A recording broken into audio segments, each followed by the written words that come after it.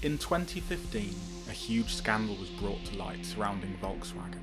Volkswagen has broken the trust of our customers and the public here in America.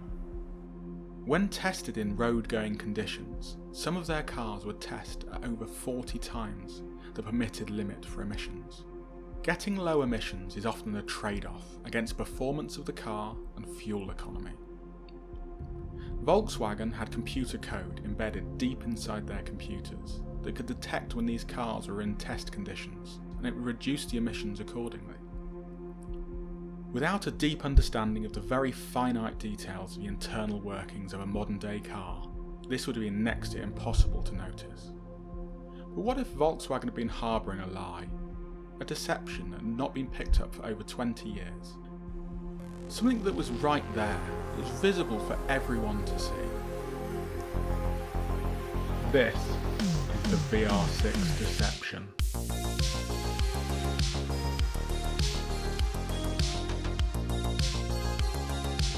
The 80s and the 90s was the height of the hot hatch. Small, nimble cars with big power by the standards of the day. Small, fast cars with a price range aimed at the younger working man. Although there were arguably hot hatches before, it's often agreed that the Mark I GTI Golf is what really kicked off this era of hot hatches. It came off the showroom floor with bodywork more akin to that of a race car, tight suspension that made it lively through country roads, and a tuned engine that could make one of these lightweight cars keep up with cars 3 times its price. Through the following years, all the other manufacturers would have a go at creating their own variant on this style, and a contest was born into which manufacturer would be the king of the B-Road. Peugeot would release the 205 GTI, Ford would release the XR2i, closely followed by the Escort RS Turbo, and Renault with a Renault 5 GT Turbo. This era would be defined by Group B rally, and many of these cars would be emulated road-going versions of rally cars. The thing that boomed and followed these cars through the 80s and the 90s was the rise of the advertising buzzword. Advertising really went into full beast mode, as each manufacturer fought to make their car stand out in a sea of very similar performing cars. Seemingly meaningless letters were thrown around, such as RS, GT, GTE and GTI. These made the cars sound cutting edge and full of the latest technology. Endless discussions could be had over what GTI really stood for, and even when you did know, it didn't mean much. But what it did do was evoke a thought that this car was sporty. GTI meant race car.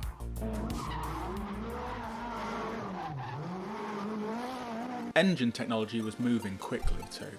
Things that had previously been only available for cars in a much higher price bracket were now put onto more affordable cars. Carburetors were replaced with fuel injection, and although by today's standards this is just a run-of-the-mill system found on cars all the time, if a manufacturer back in the 80s used fuel injection, they wanted everyone to know about it. There are things in life which are more fun than driving the Fiat Uno Turbo, but we can't show them on television. Thank you. Although the technology had been around for many years, the 1980s was when we really started to see turbochargers become affordable. The Porsche 944, the Volvo 740 Turbo Wagon. To you, they're 2 completely different cars.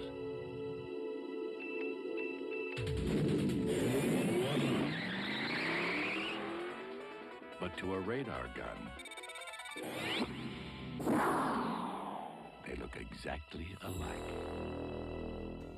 Cars that came with this new, more affordable, powerful new turbo technology, they wanted to do everything to let you know that they had it. They'd have turbo in the name, turbo badges, turbo written everywhere they could fit it.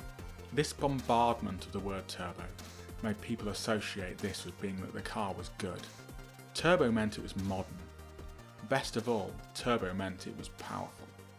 Even today, you can't look for a hairdryer without finding at least one that says turbo on it. The new Volvo Turbo. Road holding, acceleration, turbo power. Volvo Turbo.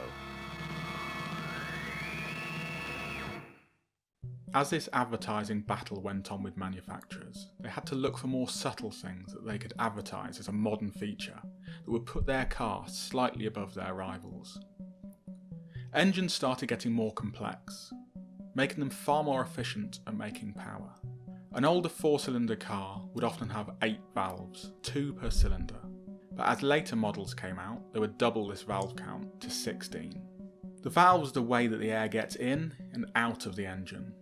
So more valves having a bigger surface area will let more air in and out faster, as well as 2 valves being much lighter than 1 big valve. It led the engines to be able to rev higher, as the lighter valves could respond to opening and closing much quicker. 4 valves per cylinder became the norm, and going into the 90s and producing an engine that still only used 2 valves per cylinder would have been considered archaic technology. Older, more simple engines, such as the one found in a Renault 5, would have had a camshaft under the head. A push rod would ride on the camshaft lobe and in turn would push the valves open. Although this worked, it left very little room for adjustment. Both the inlet and exhaust valves are run off this one camshaft. You could not adjust the timing of the inlet or the exhaust valve without directly affecting the other. This led to you only being able to tune the efficiency of the engine to one very specific rev range.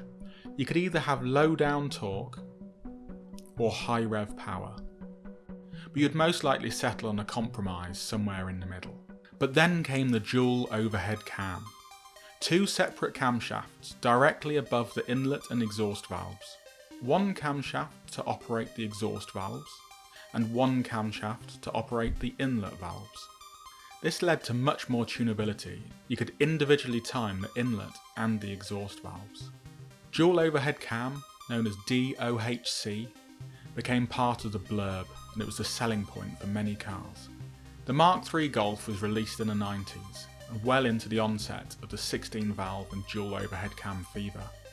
The VR6 engine is a very clever design. A 6-cylinder engine with all the cylinders in line would generally be 50% longer than a 4-cylinder engine. But taking the design of a V6 engine and squishing it together so that a single cylinder head could be used, they effectively made a far more compact V6 engine that could fit in the same engine bay as a 4-cylinder engine. The name VR6 literally translated meaning a V inline 6-cylinder engine. If we cut a VR6 down the centre, we can split it apart and see what would make up the 2 banks if this was a V6 engine. And what we see is 2 valves per cylinder and a single camshaft responsible for the inlet and exhaust valve. This 2.8 litre VR6 engine only had 2 valves per cylinder.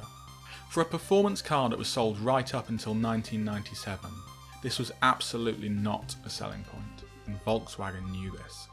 But the clever advertising department at Volkswagen saw an opportunity, because when these 2 parts were pushed back together, they left 2 camshafts over the head. They branded this engine as a dual overhead cam, when clearly it should have been a double single overhead cam engine. They knew this engine was not a dual overhead cam engine, but they realised that most of the general public would not see through the technicalities of what this engine really was. After they realised they got away with this lie, Volkswagen even went on to brand the later VR6 engines as a V6, even though they were clearly not in a V6 configuration. Some may argue that this is just semantics, but Volkswagen knowingly deceived the people who purchased their cars, who in good faith considered they were buying an engine with much more modern technology.